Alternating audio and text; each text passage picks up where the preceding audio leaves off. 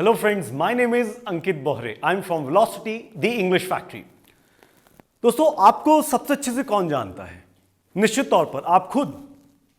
तो जब भी कभी मौका मिलता है आपको अपने आप बारे में बताने का या अपने आप को इंट्रोड्यूस करने का, तो आपका फर्ज भी बनता है कि आप उसे सबसे अच्छे से बताएं, लेकिन ऐसा नहीं हो पाता है। हम कई बार ऐसा होता है, कुछ चीज़ें मिस कर जाते हैं, समझ में नहीं आता कि अपने बारे में बोलना है तो क्या बोलें, कैसे बोलें, किस ऑर्डर में बोलें। दोस्तों, कहते हैं first impression is the last impression. आज के इस वीडियो में मैं आपको 10 बातें बताने जा रहा हूं, जिन 10 बातों के दम पर आप अपने इंट्रोडक्शन को बना सकते हैं बहुत ही खूबसूरत। तैयार हो जाइए।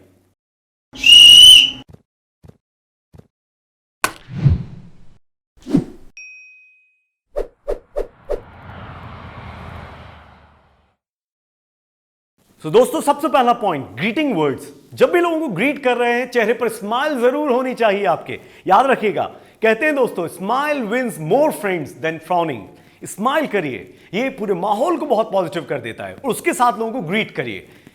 सुबह जब आप मिलेंगे गुड मॉर्निंग विश करेंगे, जाते समय गुड डे या हैव अ नाइस डे बोलेंगे। दोपहर को जब आप मिलेंगे लगभग 12 बजे के बाद, तो आप गुड आफ्टरनून बोलेंगे, और उसके बाद जाते हुए आपको हैव अ नाइस डे बोलना है। इवनिंग में जब आप मिलेंगे, लाइक अराउंड 5 o'clock, उसके बाद आप लोगों को गुड इवनिंग विश करेंगे और जाते समय गुड नाइट बोलेंगे। मिलते समय गुड नाइट मत बोलिएगा, गुड नाइट का वक्त होता है bye bye. Alright, always remember it. दूसरा point about your name. Guys, आपका नाम आप जब भी बोले खुलकर बोलिए, बुलंद आवाज में बोलिए। कई बार ऐसा होता है, हम अपने नाम को कई बार जिंदगी में बोल चुके होते हैं, तो उस नाम को लेकर हम कैजुअल होने लगते हैं, बड़े कैजुअली जल्दी से कुछ भी बोल देते हैं। No guys, always be clear and transparent with that. आप अपने नाम को 3 तरीके से बता सकते हैं। My name is Ankit Bohre, I am Ankit Bohre, this is Ankit Bohre. याद रखेंगे, कभी भी माई सेल्फ का यूज नहीं करेंगे। माई सेल्फ गलत है 2 कारणों से। पहला कारण, ये एक रिफ्लेक्सिव प्रोनाउन है और इसका यूज आप इस तरीके से नहीं कर सकते, इट्स ग्रामेटिकली इनकरेक्ट। दूसरा कारण, जब भी कभी आप माई सेल्फ का यूज करते हैं, ये आपके अहंकार को दिखाता है, गुरूर को दिखाता है। ये थोड़ा सा like मैं रावण हूं, it seems like that. Never use it, guys. Keep it in your mind. तीसरी बात आती है दोस्तों, आपके फैमिली बैकग्राउंड की। आप फैमिली बैकग्राउंड के बारे में तब तक बात नहीं करेंगे जब तक कि आपसे स्पेशली पूछा नहीं गया है कि अपने फैमिली बैकग्राउंड के बारे में बताइए। आजकल के इंट्रोडक्शन डायरेक्ट हैं, शार्प हैं, कंसाइज हैं दोस्तों। निश्चित तौर पर कोई भी इतना इंटरेस्टेड नहीं है कि आपकी पूरी फैमिली के बारे में सुनना चाहेगा। वो ज्यादा इंटरेस्टेड है आपके बारे में जानने के लिए, बजाय आपके फैमिली के बारे में। Remember it guys.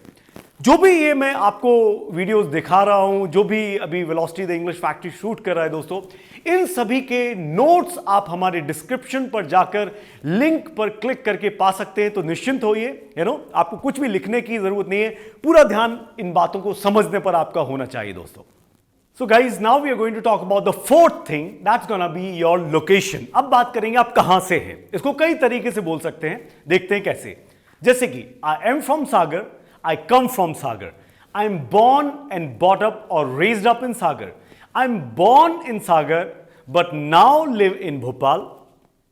I grew up in Sagar but now in Bhopal. I am originally from Sagar but now I am based in Bhopal. अगर आपको यह बताना है कि मैं सागर में करीब 10 सालों से रह रहा हूं, तो आप इसको कैसे बोलेंगे? I have been living in Sagar for 10 years. अब यहां फॉर आना है, सिंस आना है।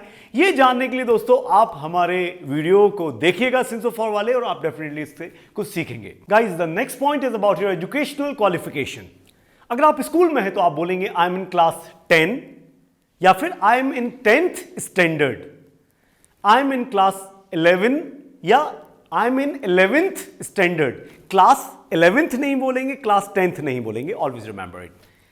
आप बोल सकते हैं I am about to graduate, मैं ग्रेजुएट होने वाला हूं, या फिर I have bachelor of science degree in computer, ये बोल सकते हैं, या फिर I am a science graduate. जैसे अगर आप सपोज बीएससी अभी कर रहे हैं, तो आप बोलेंगे I am pursuing bachelor of science from doctor sir Hari Singh Gaur university.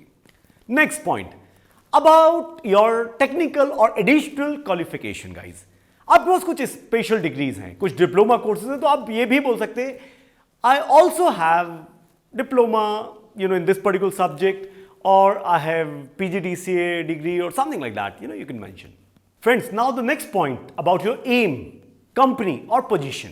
देखेंगे कैसे आप कुछ बनना चाहते हैं तो आप अपने एम्स को कैसे बता सकते हैं? My aim is to be a police officer, या फिर I want to be a police officer, या फिर I desire to be a police officer. आप पहले से कहीं जॉब कर रहे हैं तो आप बता सकते हैं I work as a deputy manager at Reliance और for Reliance. इन नहीं लगाएंगे, क्यों नहीं लगाएंगे अभी थोड़ी देर में मैं बताता हूं आपको.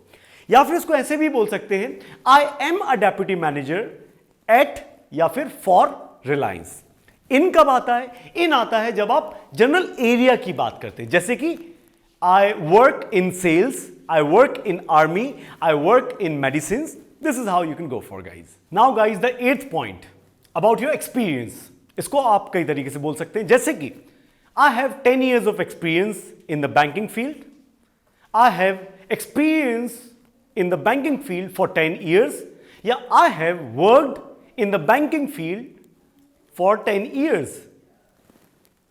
एट कब आएगा? जब आप कंपनी का नाम बताएंगे, जैसे कि I have 10 years of experience in sales at Axis Bank. Something like that. Now the 9th point, guys, second last point. It's about your hobbies. अपनी हॉबीज को कई तरीके से बता सकते हैं, जैसे कि My hobby is cricket. I like cricket. I love cricket. I really enjoy cricket. Yeah, I'm a good cricketer. Now we are going to talk about our next point. That's gonna be about your strength, about your key skills. Guys, key skills में आपका जो भी है, like I'm a confident person, my persuasive skills and commanding skills are at top. I really respect my communication skill and confidence. आप अपना strength बता सकते हैं. और इसके बाद दोस्तों आप वोट ऑफ थैंक्स दीजिए, धन्यवाद दे दीजिए. Thank you so much guys for listening me so carefully. तो ये था दोस्तों आपका इंट्रोडक्शन. अब कुछ खास बातें जो मैं आपको बताना चाहता हूं, जो खास स्पेशल टिप्स हैं जिनको आप ध्यान में रखिए और अपने इंट्रोडक्शन को बनाइए बहुत ही शार्प.